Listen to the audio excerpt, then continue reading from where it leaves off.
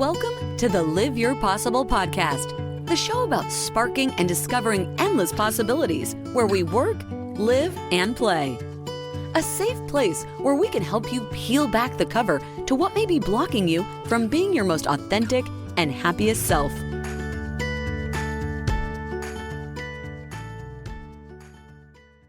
Sarah Leathers is our inspirational guest today on the Live Your Possible podcast. She is the founder and executive director of the Healing Meals Community Project. Sarah took a vision to heal others using food and made it a reality that has become a rippling effect of kindness. Let her fill your heart like she did for me today. As a selfless, transcendent leader, Sarah creates an environment where youth and adults feel they matter, make a difference, and work together on a joint mission to nourish others with joy and love, which fills their hearts too. Enjoy the show.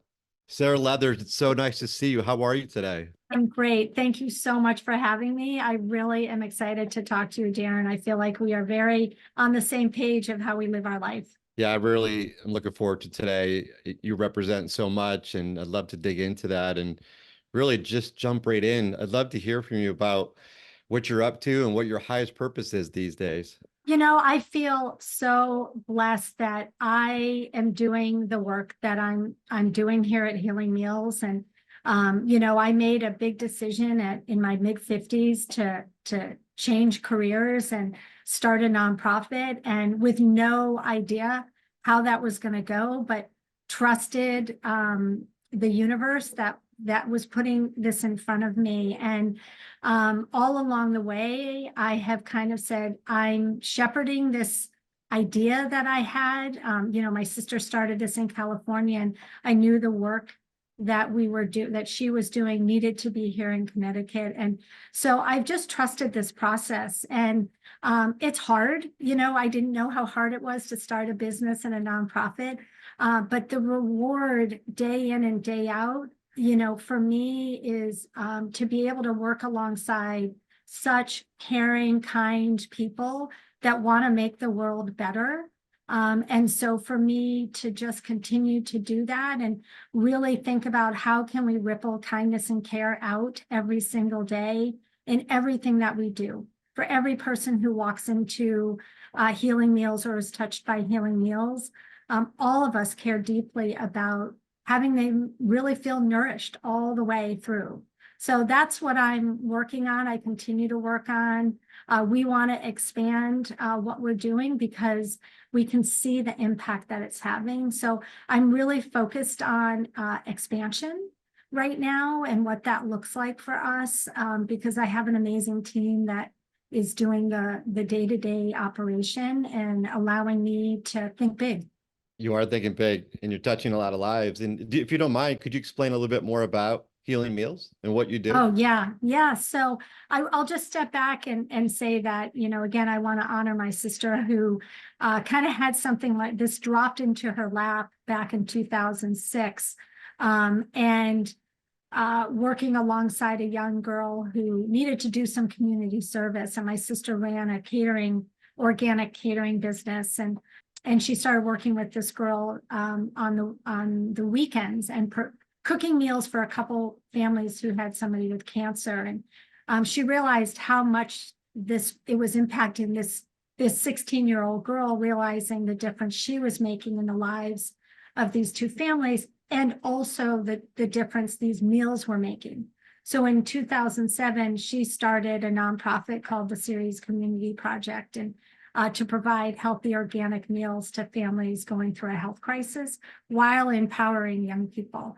And I watched what she was doing for years and ended up having my own health crisis in 2011, which really helped me to see the power of love and care through community, and the importance of putting really good food in your body when you're going through a serious health crisis. It's so easy to get caught up with, the doctor's appointments and so forth, and thinking, oh my gosh, how am I going to get food on the table for my family as a mom in particular, and thinking, oh, I'll just pick up a pizza or whatever. And everybody in the family is in crisis. It was really hard. We flew my daughter home from California to help take care of me. everybody was worried, right? I was in it, but everybody around me was worried about me, and that takes a toll. So understanding that importance of putting really, really good food in your body and really nourishing yourself, and that comes through community. We were blessed with friends and family who helped us through that, but there's a lot of people, Darren, that don't have that. They're living alone, or they're older and they don't have support systems. And so that's what we're doing. We're providing, these healthy organic meals. And we've been doing this since March of 2016, and we've been able to provide almost 155,000 meals to over 1,700 families here in Connecticut. And we hear over and over how this matters, and how, when they had no energy, and to know that they came back from a doctor's appointment at the end of the day, and, could open their refrigerator to these beautiful meals that they knew were going to be nourished, that were made with love.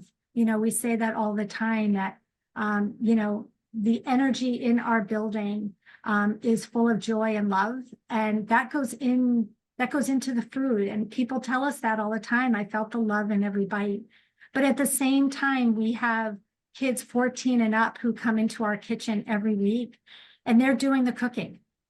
So not only are they learning about culinary skills, how to cook a meal, but they're expanding their palates by every time they make something. They actually have to try it, right? So if you're somebody who's like, oh, I don't do beets, or I don't do broccoli, or I don't do spinach, but now you've made the beet burgers, you actually have to try them.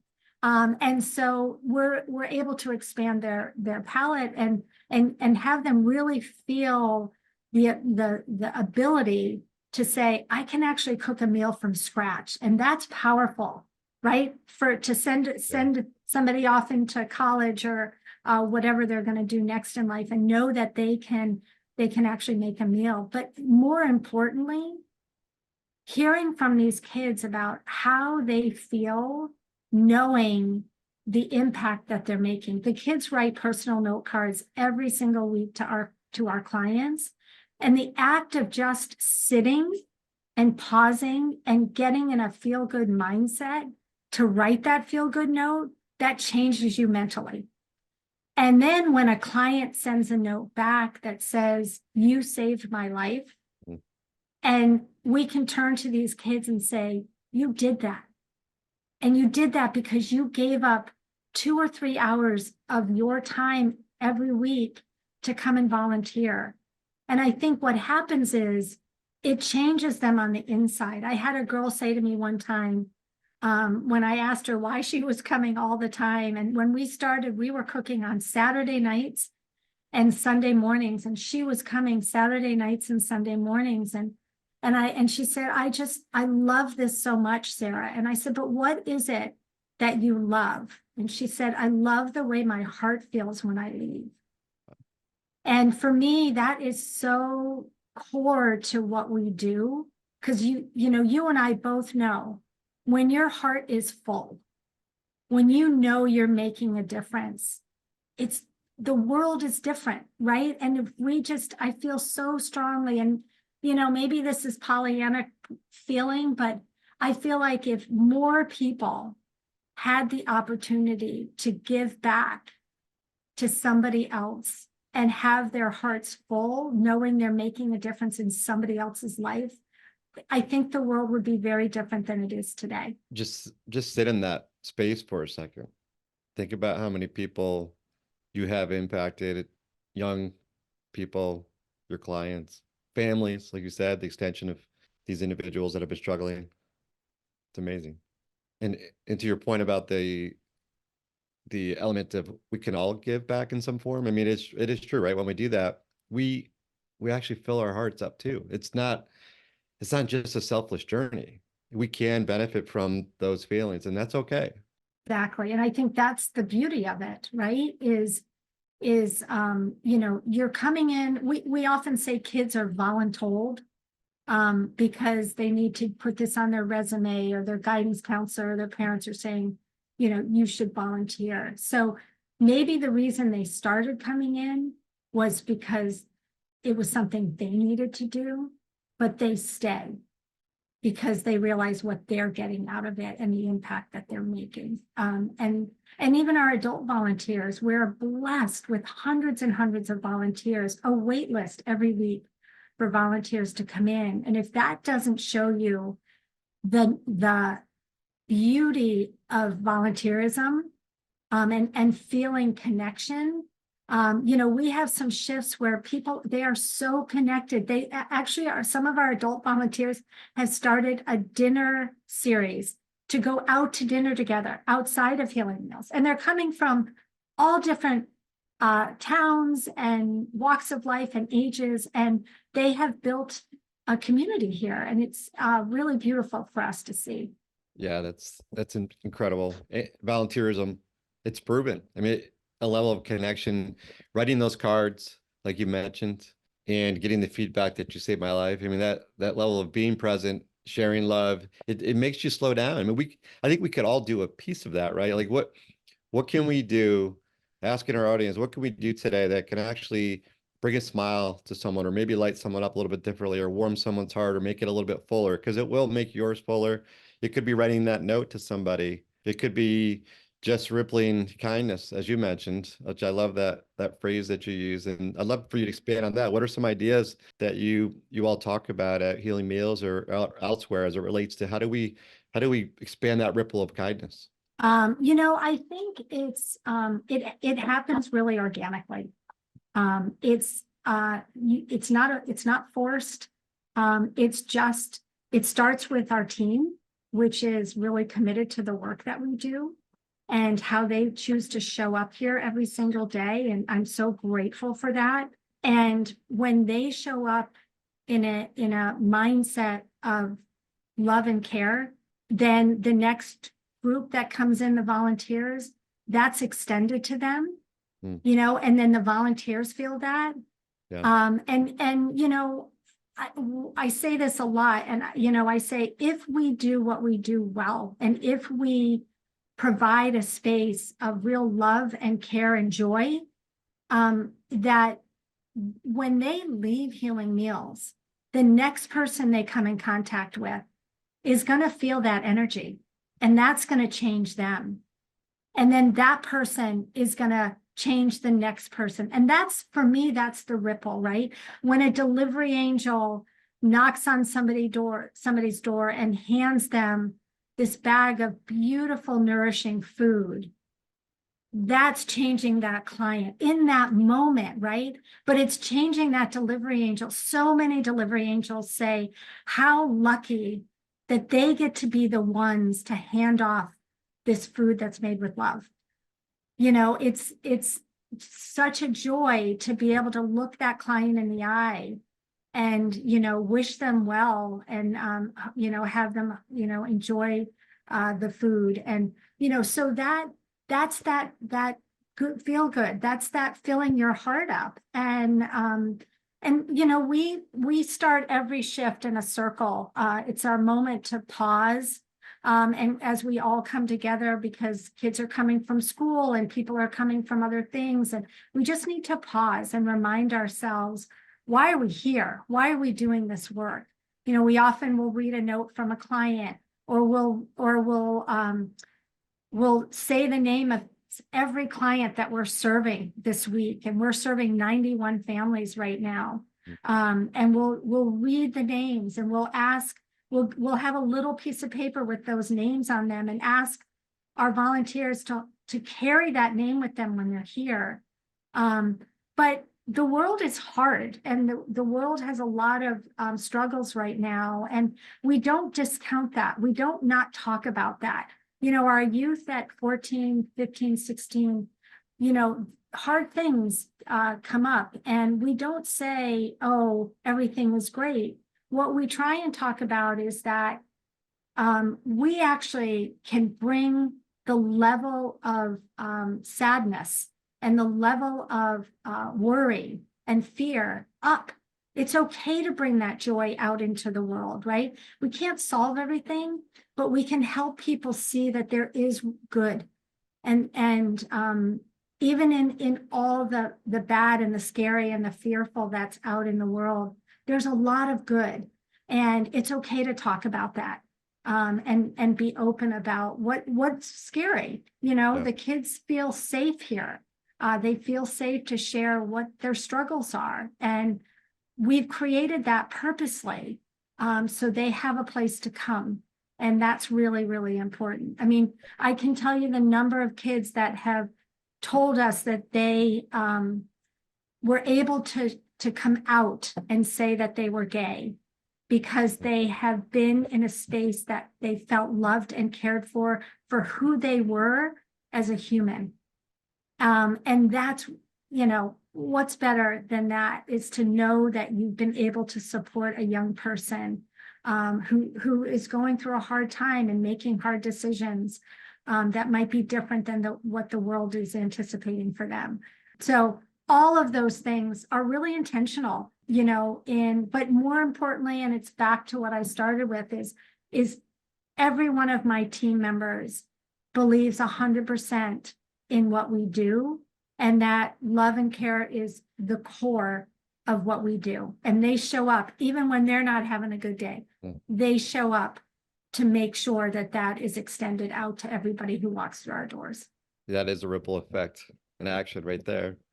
Yeah, could you imagine if we go to work and we leave with our heart full and we enter with a smile, we're delighted to be there. We know we're making a difference. And I love how you're meeting with your group every day just to check in about what's going on in the world and why you're there, because it's a good level set to remind ourselves we are making an impact. We have a greater purpose in mind. And I think speaking to the realities of what's going on allows us to appreciate the love and the joy that you're talking about. Without the contrast, it's hard to understand it.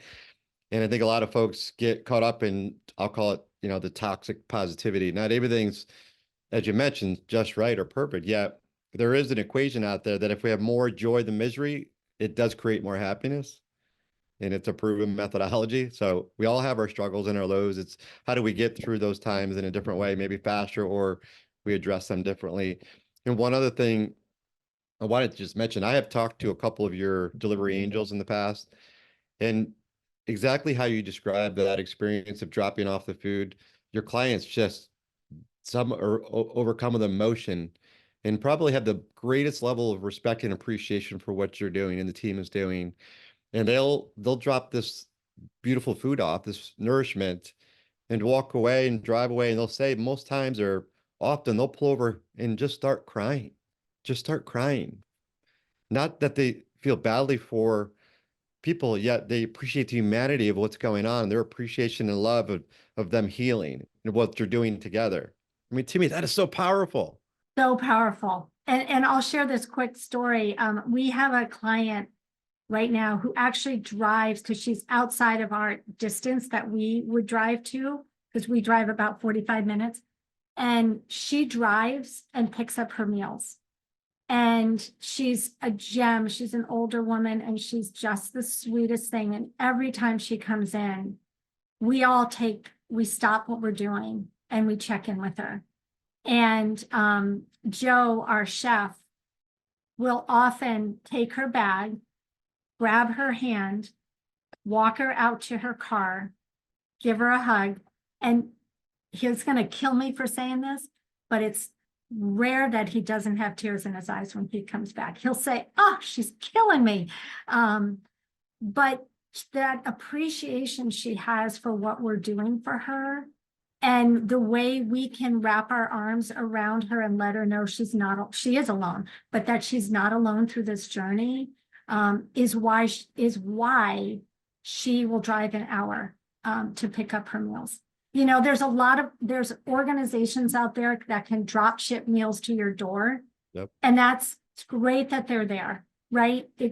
We're lucky. There are rural families that it's really hard to get food. And I'm glad that there are those organizations. But what we do is different. It's not just food. It's connection and care and nourishment, entire body nourishment. And that's really, really important when you're going through a hard time or when you're just trying to live your day-to-day life. Yeah. And you could tell that you love your team and you bring that in every day. You've mentioned your team, I don't know, probably 8 times, 9 times already. And you start your day by sharing and reminding the importance of love and team and what we're doing, what you're doing. And I think leadership in all capacities leverage that and learn from that, that if we show that common interest and care, we're going to put that into any product that we're creating, that it will nourish our end users, which most likely are human, addressing human needs, maybe different yet. I'm just honored to hear what you've put in place to make it a safe environment where folks can come in as themselves, speak openly about themselves, really appreciate life, that maybe we don't get to because we're so busy. Or, as you mentioned, for youth, there's been a lot of struggles with youth. And I know you've talked about that. I don't know if you mind expanding on that a little bit about what you've heard and some of the concerns you've had about the youth and the beauty of bringing folks in a little bit more about what they're doing. The world it's hard to be a teenager.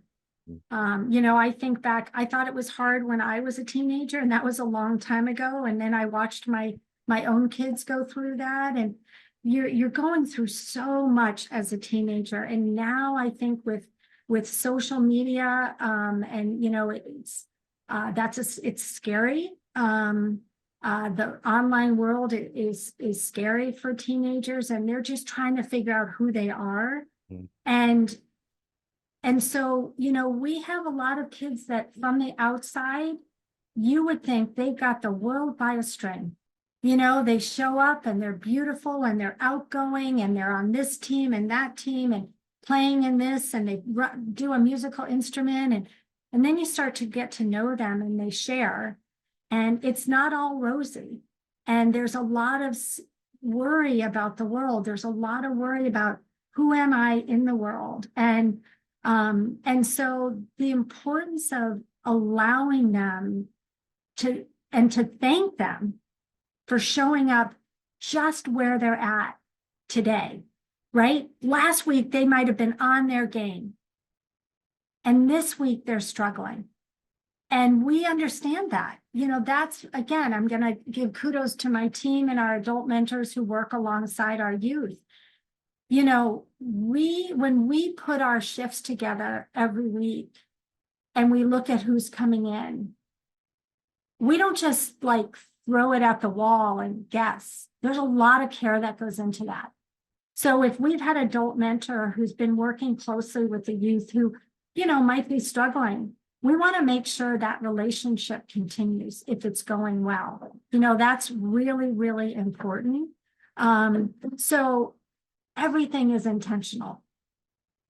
So that when the kids come in, they have an experience that they can leave knowing that they matter.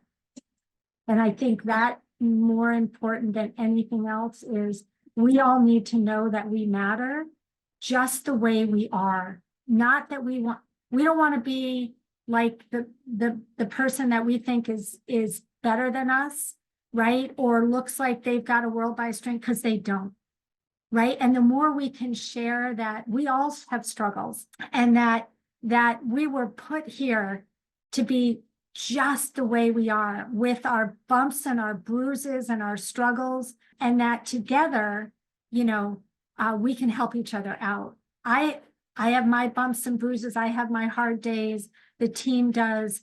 But what's, I think, so important is the way we can lift each other up, and then honor them every single day, and that point about appreciation, but real appreciation, heartfelt appreciation, and how far a thank you goes, or, looking somebody in the eye and helping kids realize, building communication skills for them. I mean, we hear a lot these days that as kids go out into the working world, they don't have communication skills because they're like this all the time. Our kids put their cell phones away when they come in, and we're working intergenerationally here, and you can't make food without communicating. If you're a team of 4 or 5 people and you're making a recipe together, You have to talk to each other. You have to look each other in the eye. And they're building those skills without knowing they're building their skills. You know, they're building coping skills. Trust me, not everything goes well here. And when things don't go well, we pause and we ask the kids, okay, how can we fix this? It's not a dramatic, oh my gosh, the day is ruined. It's like stuff happens. And if we work together, we can solve for this. And again, I think learning coping skills today is so important. It's not black and white. There's a real gray area where things can be fixed and made better. And we show that every single day. You know, our chef makes mistakes. He's like, yeah, that didn't work out. And, you know, so I think all of those things are happening without kids even realizing they're learning these things. And I think it's not a place of, you know, they spend all day in school. So you know, there's that lecture. And then if they're on a sports team, there's a demand, or, you know, and we don't want that. We want to create a space where they can show up however they need to show up that day, because they just need a place to be. And we hear that from them.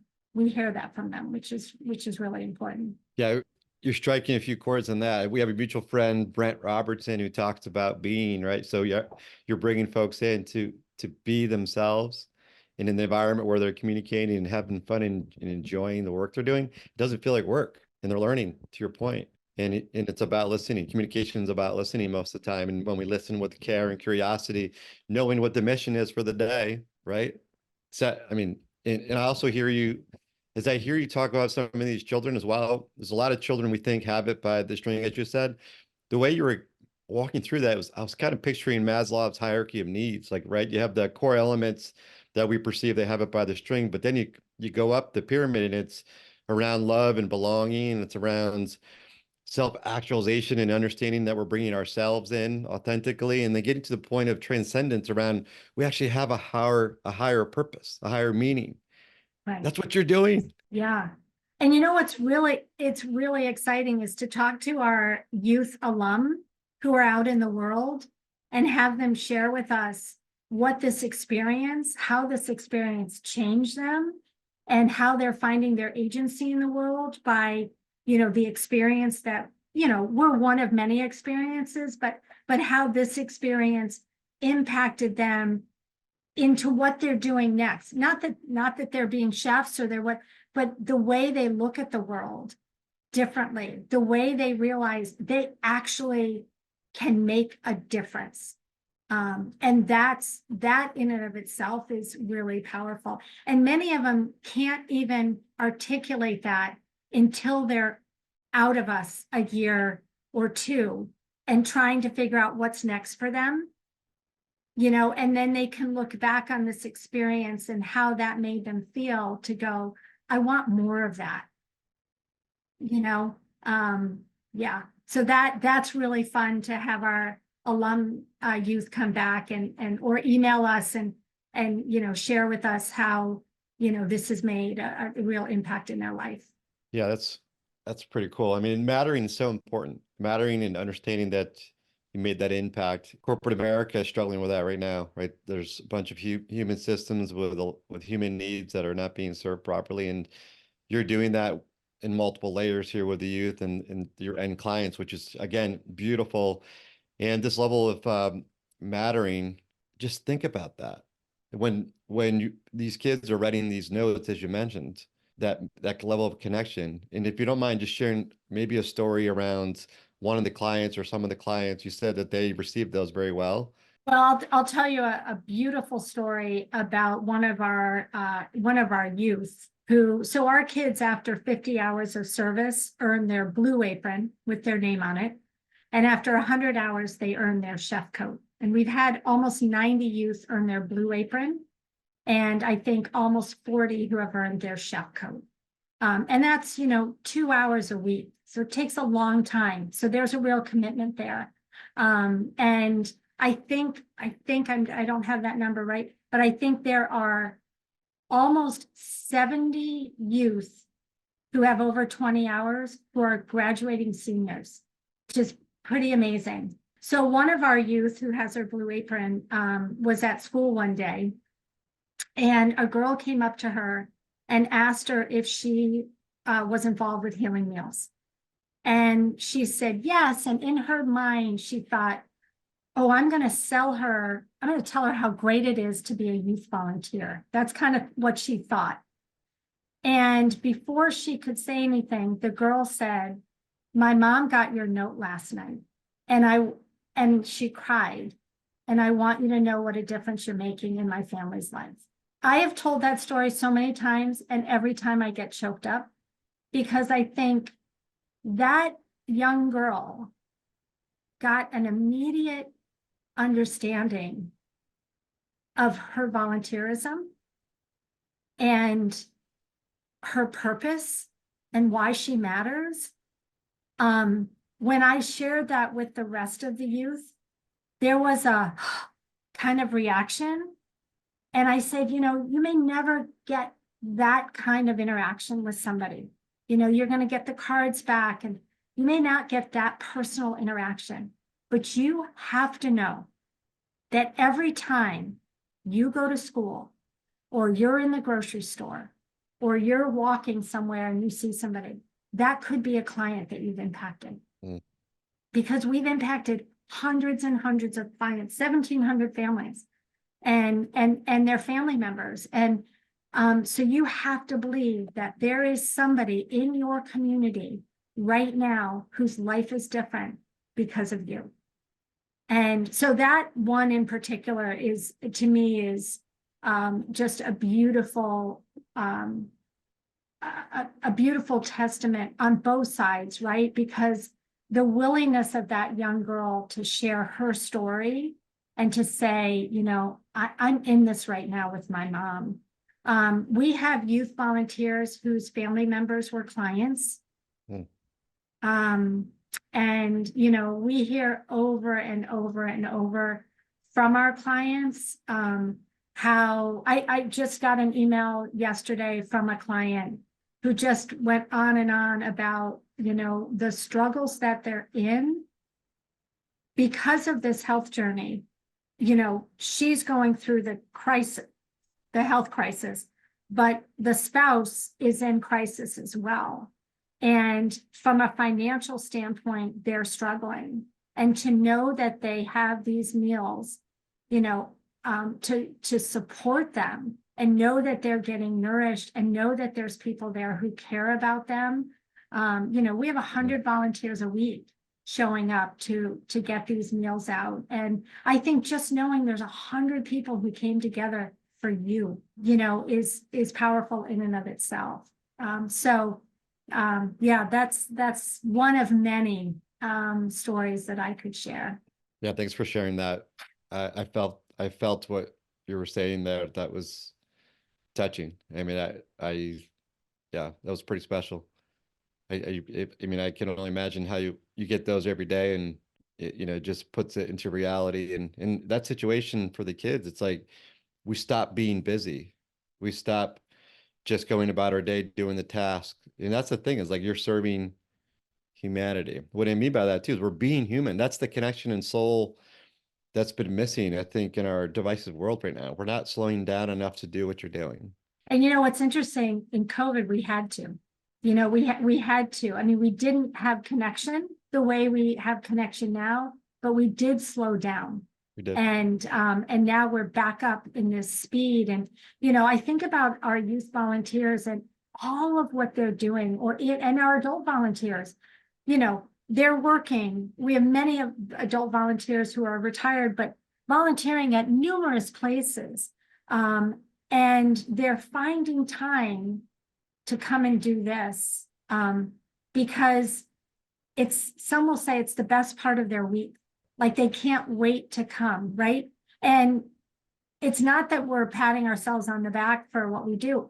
We're providing a place for people to give back and matter. And, we just need to be doing more of that. And I think for any organization that has volunteers, to really provide a place with real appreciation for them is really important. I think that's what makes a good nonprofit versus one that's just maybe going through the motions, or one that struggles to get volunteers is, you want to be at a place there that you feel like what you're doing there is having an immediate impact. And, I know, Scott Sullivan and, I've done Relay for Life. I did as my kids were growing up. I had two parents who had cancer, and we did the Relay for Life for years. And, I love what American Cancer Society does with that. But, we raised a lot of money, but we didn't really know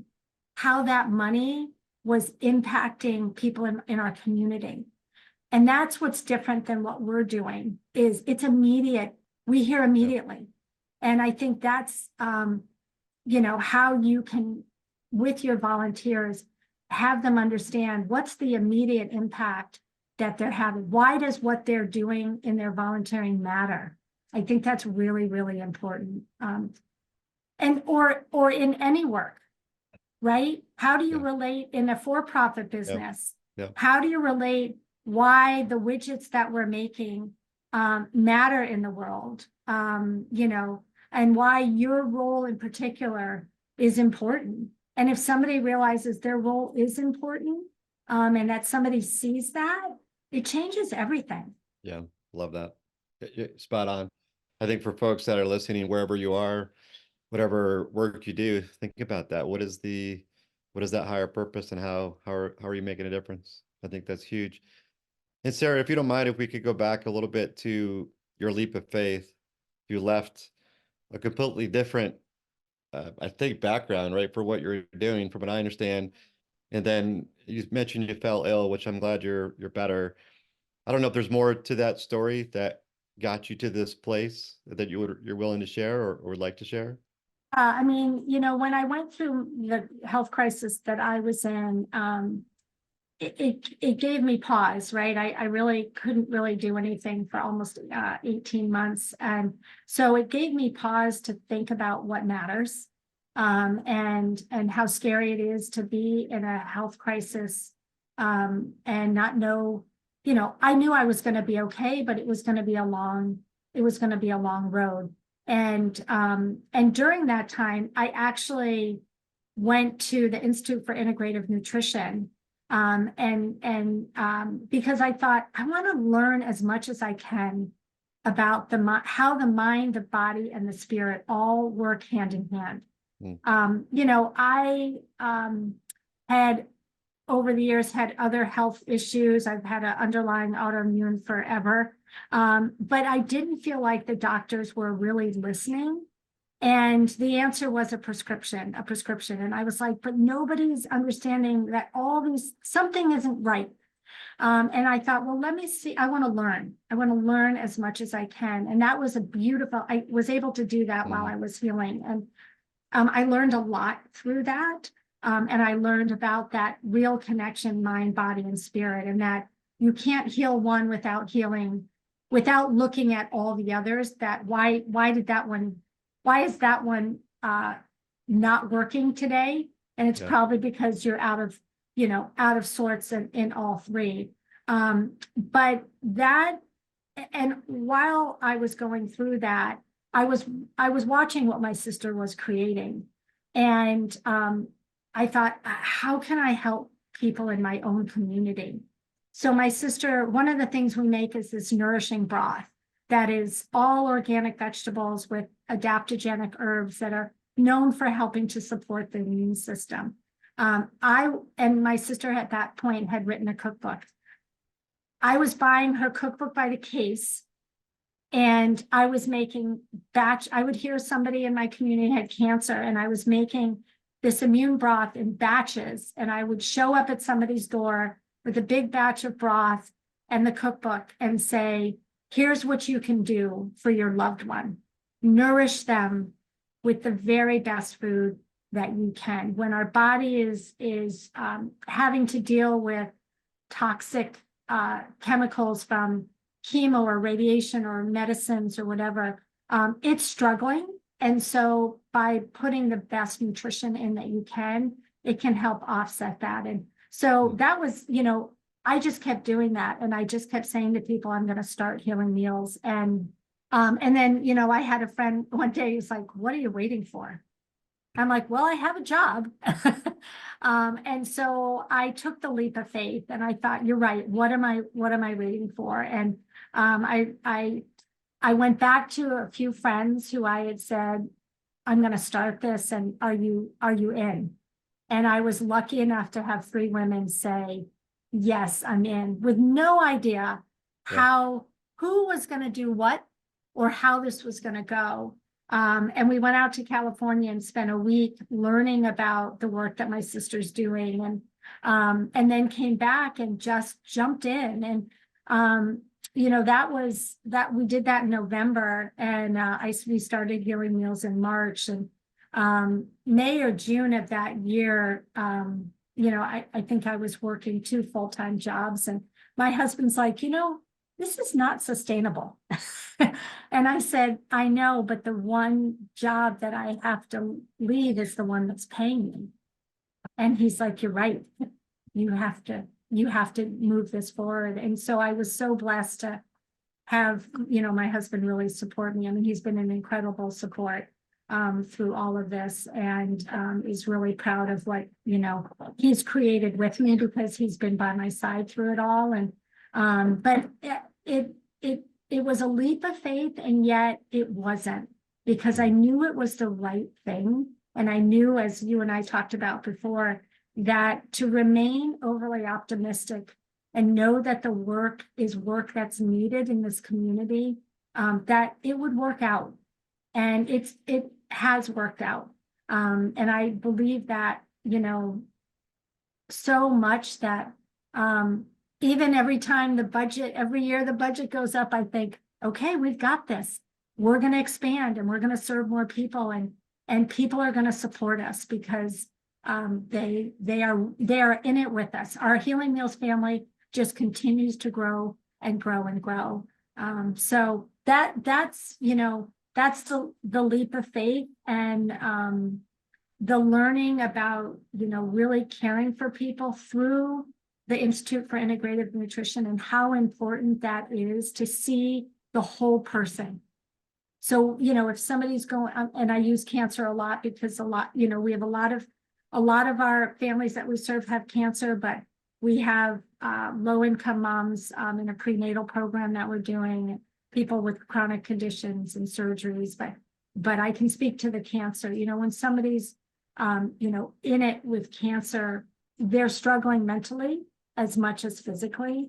If anyone thinks there's not anxiety and depression and worry and fear when you get diagnosed with cancer, right? That's a big piece to the puzzle.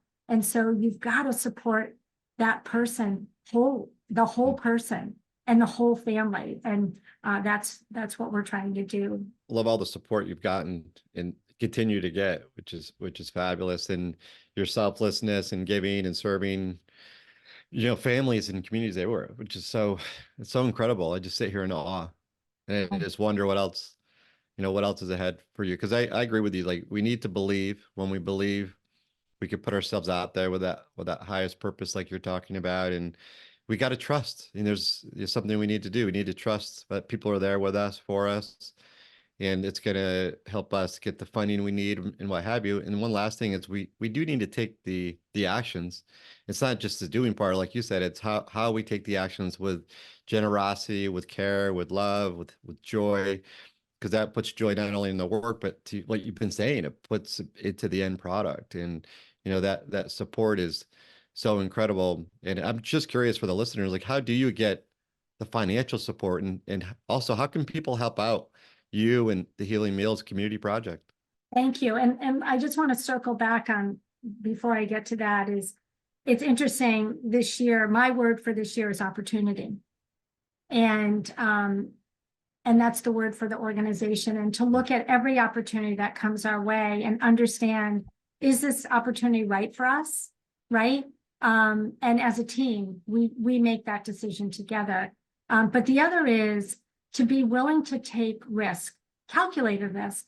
But, you know, our donors are entrusting us with the support that they're giving us.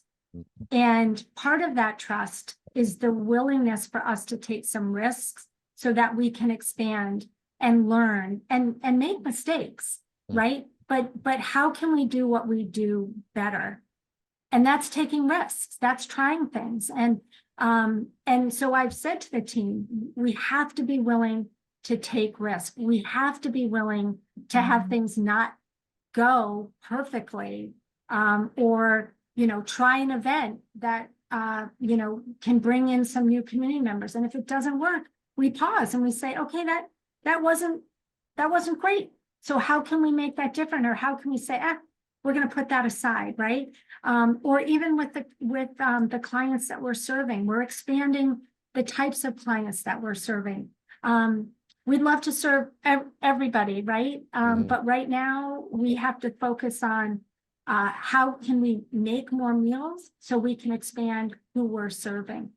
So all of those things go into everything that we think about here. We just know that we want to serve anybody who needs our service. We're going to do that. We're going to do that. You know, when I started, I thought I would be in all of Connecticut in 5 years. And I learned very quickly to run a really thoughtful organization, a mindful organization, and to do it right. It takes a lot, and it just doesn't happen overnight. And so we'll get there. We'll get there, and that's what we're trying to do. So, you know, for anybody who's listening, and I hate to go right to this, but we can't do it without financial support. And that's, you know, that's really critical. But also if you're somebody that is listening and thinking, wow, I'm really interested to learn more, please come in and visit us. Please reach out to me and come in and learn more, because I think everybody that I can talk to about Healing Meals might know somebody else who gets excited about what we're doing. And that's also that ripple, right? That's the growth of building the Healing Meals family. So everybody has the opportunity to be part of it. If you have time and you want to volunteer with us, we love that. And I talk about, we have a wait list, but that goes up and down. So we never want to turn anybody away and say, oh, we don't need you. We need all of you. We need you to bring the very best of yourself and your skills and your talents to what we're doing. So you can go to our website and learn about how to become a volunteer. If you're somebody in a health crisis, or you know somebody in a health crisis, please reach out to us. We serve families 40 to 45 minutes from our location here in Simsbury, but we've extended that. We have clients who actually send family members to pick up meals, and we do what we can to get those meals to you. So you can go to our website, which is www.healingmealsproject.org, and all of that information is there. And we welcome your calls, your interest, and we're always happy to talk about how we can enhance the work that we're doing. So I'm open to anybody who wants to provide thoughts and ideas. And that's the best place to reach you, right? They can find your contact information there, right? Great. And I'll definitely put a link in the show notes so folks can have that directly, which would be great. Also being on that site, it's just fun. I mean, you could buy, some cookbooks, right? And that's the way that funds, it's a win-win. You fund the project and actually get hundreds of recipes that are nourishing for yourself and your families, and maybe even your community, like where you started, right? So that's something people could do. And also you have a speaking series too, like the Nourishing series, which you brought me in, which I'm so thankful for. That was so fun to find joy in the community, right? But if people could come to see your great facility and, donate that way, and also benefit from the speakers that come in. Absolutely. And we do have a big event coming up. We have our Made with Love benefit on April 26th, which is our big fundraiser of the year. And, we'd love to have you. That's also on our website. We'd love to have you join us, and you'll hear from clients that night, and you'll hear from youth that evening. And the energy last year was just palpable. People were really excited to help us grow, and we raised a lot of money. So we're hoping to do that again. That sounds fun. Yeah. I mean, I encourage folks, make a difference somehow, contribute here in some way or contribute to another facet that you have a passion for. I think if we continue to do that, our hearts will be fuller. And Sarah, is there anything else you would like to add or share with the audience today before we sign off? No, I love this conversation with you. Darren, I love the work that you're doing, and, having you come in and kick off our year to talk about joy in 2024 and how we can all find that. I think, sometimes it takes work to find that. You may not wake up every day being joyful, and we have to consciously think about that. But I will tell you, when you go to bed at night and know you've made a difference in somebody else's life, you wake up differently. And that can be all kinds of things. It can be a phone call to just check in on somebody, right? It can be as much as a text message that to somebody who might be struggling. Or honestly, it could be somebody who you've kind of had the outs with and extending a hand. And you may not get anything back, but knowing that you extended the hand can change your life. So don't be afraid to do any of that. And don't be afraid to walk in our doors and say, how can I help? I know that's hard for people too. We hear that all the time. That first time a youth comes in, really hard to try something new. But when you do it, you'll feel it tenfold, no matter what that is. And if it means all you can do right now in your life is write a $5 check to support an organization that you care about, that matters. It matters. So just think about what you can do today, or even look the checkout person and say thank you to them. It's little things that can make a big ripple of kindness in the world. Well, Sarah, my heart is full, for you and your team and everyone you're impacting. So, thanks for lighting me up. I'm beaming. So I'm going to walk around just smiling all day. So, I'm honored to, be friends with you, and I appreciate you bringing me in. I just have so much gratitude for you and everybody on the team. And I look forward to seeing you over in Simsbury. Hopefully at that event, I'll try to make that. But I know we'll be crossing paths at different community events as well. And, thanks for making an impact and following your dream and in your heart and your belief system, and keep it going. I'm going to keep it going, Darren. Thanks so much for having me. Sarah Leathers is such a special person. She's a servant leader who leads with persistent love and genuine care. She even gave us simple tips to experiment with that are accessible to each of us. Sarah shows us that passion projects are also worth pursuing. Just be sure to connect your story to your project emotionally and believe and trust it is possible while you take steps to make your dream your vibrant reality, as Sarah has done. Sarah's optimism about what is possible and the love for all the volunteers making it happen were felt throughout the show. Check out our website at healingmealsproject.org to contribute in some way and make someone's day a little better, as it will help yours become brighter, that is for sure. Take a healthy bite out of today's inspiration from Sarah Leathers and seek your higher purpose to help you live your best life possible. I'm sending you much love and gratitude to make it a great day.